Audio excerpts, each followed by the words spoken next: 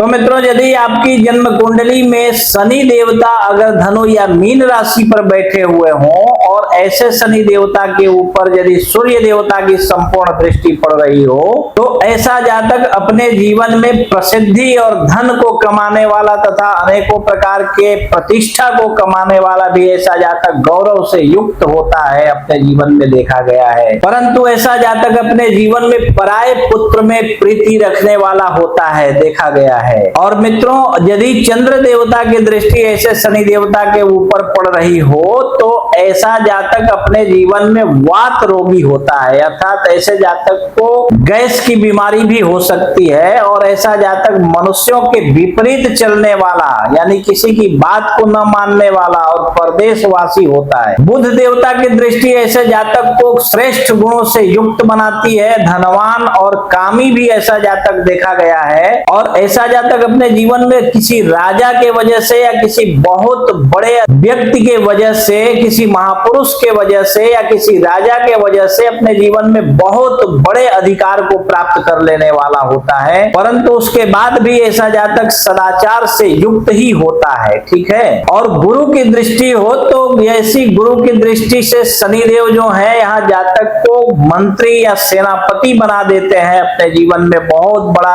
आज के डेट में कहें तो आर्मी का कमांडर या एयरफोर्स का कमांडर हो सकता है ऐसा जातक। और ये जातक बलवान भी होता है, सुशील भी होता है तथा जीवन में किसी भी कार्य को करने में हिचकता नहीं है, अर्थात कोई भी कार्य हो ये बड़ी प्रसन्नता से उसको कर लेता है। शुक्र देवता की दृष्टि ऐसे जातक को परदेशवासी बना देती है और ये बहुत सारे कार्यों में आसक्त होता है, अर्थात ये कर लूं और ये भी कर लूं और ये भी कर लूं, इस तरह की इसकी पति जो है वो भ्रम पूर्वक रहता है, अर्थात बहुत सारे कार्यों में लगा हुआ रहता है। और ऐसा जातक हो सकता है कि दो माताओं का भी पुत्र हो अपने जीवन में, अर्थात दो इसकी माताएं होती हैं। और ये जातक अपने जीवन में निरंतर पवित्र रहने की कोशिश करता है, ठीक है। तो इसी प्रकार से आप भी अपनी कुंडली देखिए और अपने बारे में समझ लीजिए। और यदि आपको समझ में ना आवे तो किसी कुशल श्रेष्ठ विद्वान ज्योतिषी को अपनी कुंडली दिखाइए। और यदि कोई कुशल श्रेष्ठ विद्वान ज्योतिषी आपको आपके जीवन में ना मिले तो आप अपनी कुंडली हमें दिखाइए, हम आपकी कुंडली देख करके विस्तार पूर्वक एक एक बात समझा करके बतला देंगे, ठीक है।